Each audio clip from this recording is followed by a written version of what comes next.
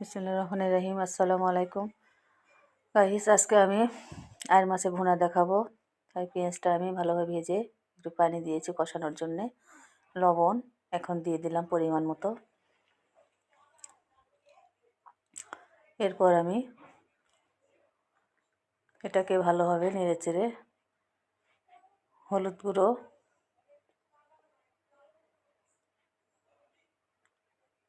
মরিচের গুঁড়ো, ধনে গুঁড়ো এগুলো আমি দিয়ে ভালোভাবে কষিয়ে নেব। কষানোর পর মাছগুলো আমি সম্পূর্ণ এখানে দিয়ে দেব।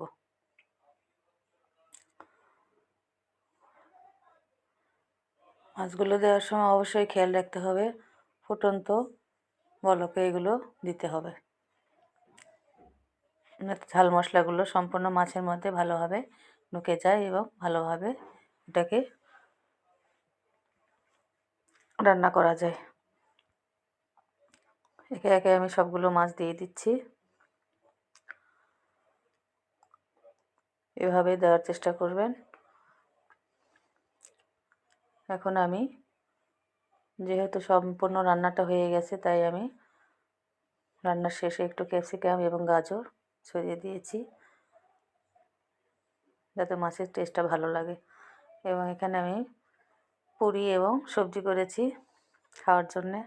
দেখুন কত সুন্দর, আর সকালবেলা এগুলো খেতে অনেক মজা লাগে, তাই প্রায় আমি বানিয়ে থাকি। এখন এটা আমরা খাবো ভালোভাবে।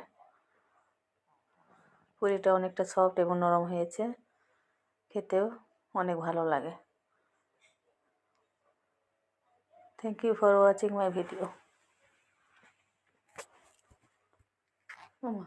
আছে তো।